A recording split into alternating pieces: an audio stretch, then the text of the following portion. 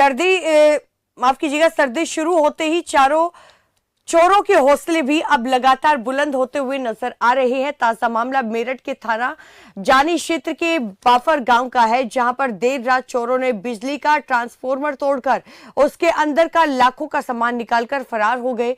और सूचना मिलते ही स्थानीय पुलिस मौके पर पहुंची और मामला दर्ज कर चोरों की तलाश में जुट गई है। संवाददाता धर्मेंद्र चौहान की आप ये खास रिपोर्ट देखिए।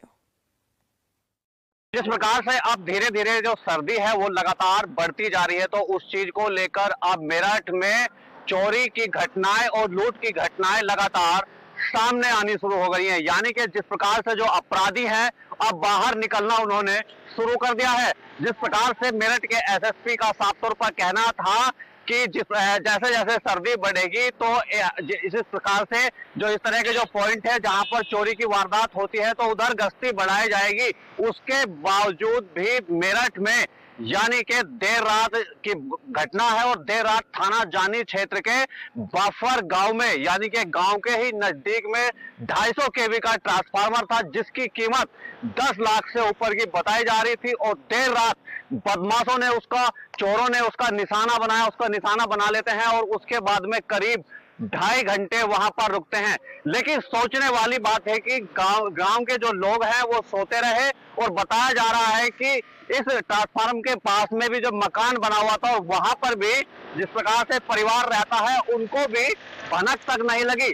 लेकिन एक बात और इसमें सामने आ रही है कि अगर देर रात जब लाइट भागने का इंतजार किया वो चोर वहां पर बैठकर कर रहे थे, ये एक मामला संदिग्ध भी है। अगर इस मामले में पुलिस गंभीरता से जांच करती है तो शायद ये मामला जल्द ही खुल जाएगा और इसमें पता लग जाएगा कि इसमें मास्टरमाइंड कौन था। लेकिन कहीं ना कहीं ट्रांसफार्मर से करीब 2 से 2.5 लाख रुपए का जो सामान है यानी कि ऑयल की बात करें या फिर उसमें तांबे की बात करें तो जिस प्रकार से कॉपर वगैरह वहां से निकाल कर लेकर फरार हो जाते हैं और करीब 2-2.5 घंटे की मशक्कत उन्होंने की होगी, तब जाकर इतना बड़ा जो ट्रांसफार्मर है वो खुला होगा। उसके बाद में उसके जो पार्ट्स हैं उसको निकाल कर वहां से फरार हुए और किसी को भनक तक नहीं लगी। लेकिन कहीं ना कहीं सोचने वाली बात यह है कि लाइट जाने का इंतजार वो बदमाश वहां पर कर रहे थे और लाइट जैसे ही भागती है तो तुरंत उसको निशाना बनाया, लेकिन किसी को कानो कान खबर तक नहीं लगी। और सोचने वाली बात यह कि वहां पर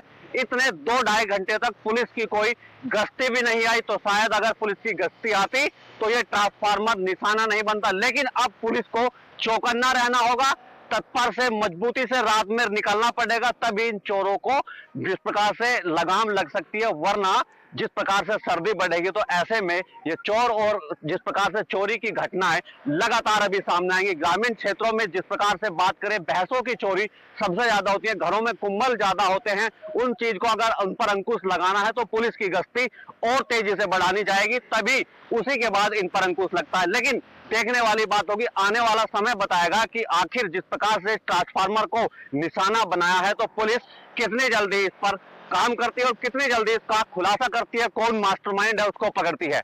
अपने सहयोगी संजय के साथ धर्मेंद्र कुमार, खबर फास्ट, मेरठ। बढ़ते हैं अगली खबर की ओर। उत्तर प्रदेश के पशुधन